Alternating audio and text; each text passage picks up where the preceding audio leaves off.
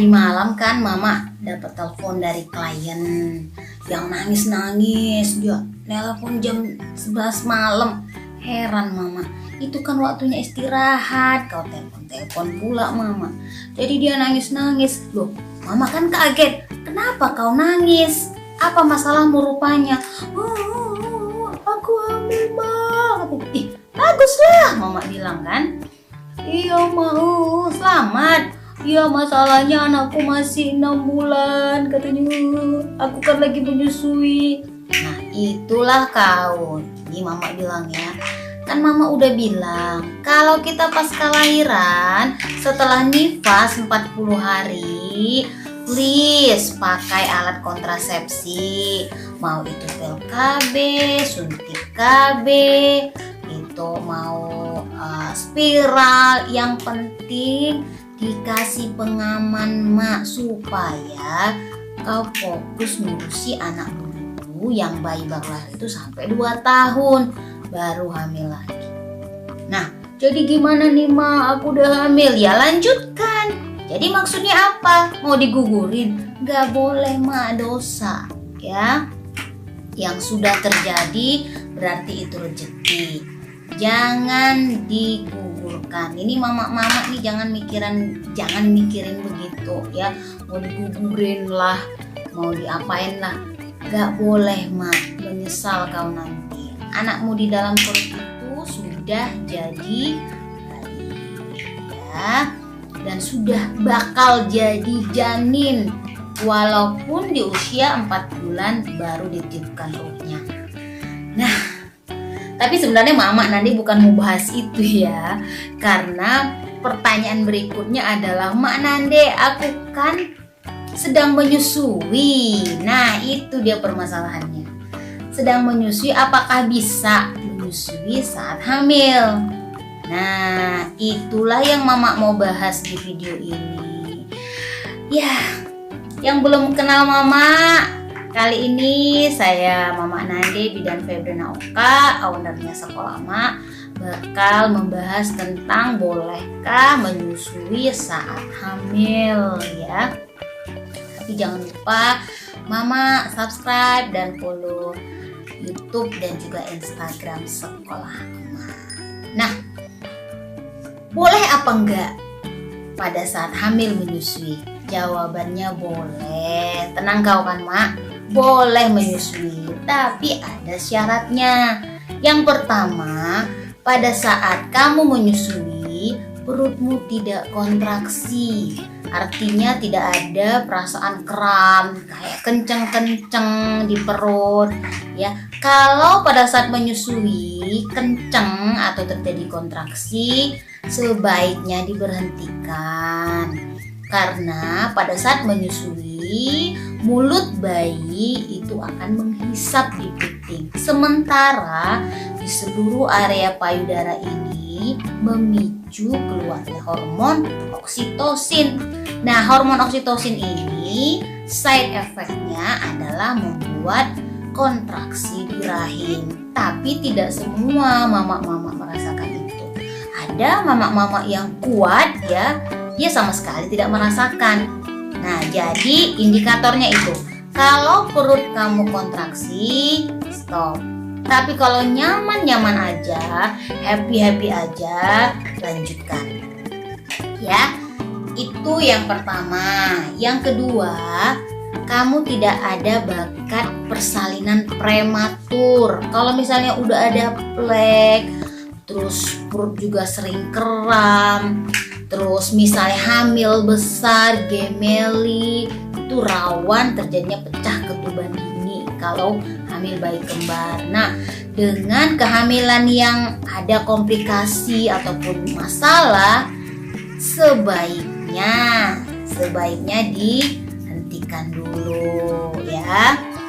Kemudian kalau kamu mengalami kelelahan, kecapean, terus merasa kok kayaknya berat badanku itu bukannya makin nambah makin turun ya.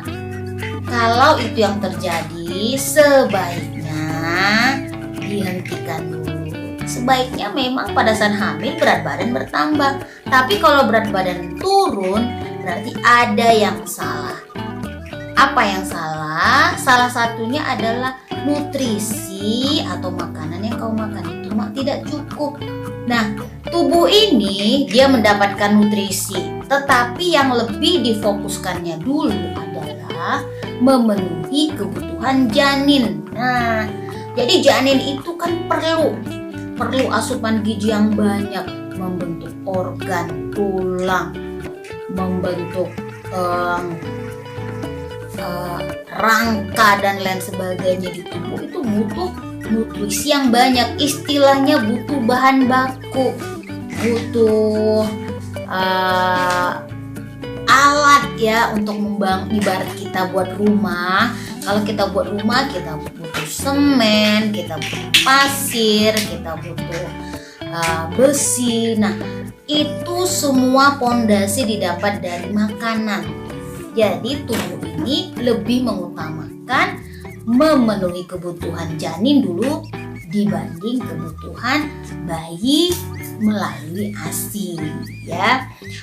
Artinya dibanding kebutuhan bayi yang membutuhkan ASI. Nah, kalau makanannya kurang, kalau yang kau makan kuranglah pula karbohidratnya, kuranglah pula lemaknya, vitaminnya pun gak ada. Makan tahu, tempe, kerupuk, gak ada ikan-ikanan. Nah, dari mana gizinya? Ya, jadi ibu hamil aja kebutuhan nutrisinya itu harus ditambah. Apalagi kamu sudah hamil menyusui lagi. Jadi harus lebih ditambah. Banyak makan sayur, tambah juga minum susu. Jangan lupa minum vitamin, makan buahnya pun jangan ketinggalan. Nah, itu perlu diperhatikan. Tapi kalau misalnya saat menyusui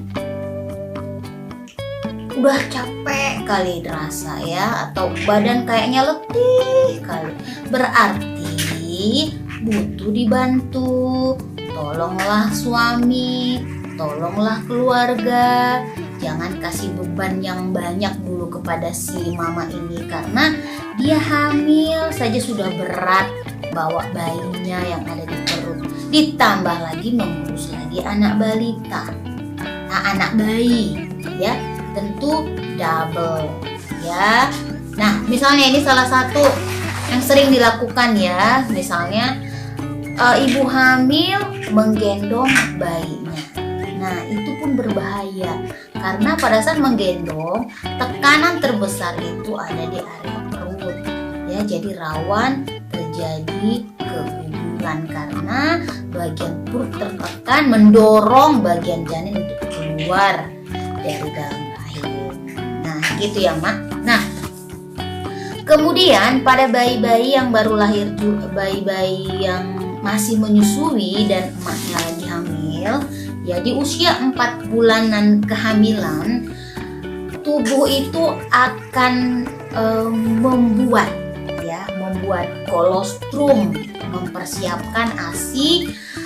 Kalau tiba-tiba misalnya nanti si bayi ini yang ada di perut mama ini akan lahir ya. Jadi itu membuat komposisi yang ASI yang ada di mama hamil tadi tentu akan berubah ya. Komposisinya menjadikan komposisi kolostrum. Nah, komposisi kolostrum ini laktosanya kurang, gulanya kurang. Akibatnya rasa si ASI tadi jadi hambar. Nah, bayi dia akan ngerasa, loh, ini kok rasa ASInya udah mulai berubah ini. Nah, jadi akhirnya biasanya bayinya sendiri yang menolak untuk menyusu. Tapi kalau bayinya anteng-anteng aja mah dia lanjutkan saja, berarti aman ya.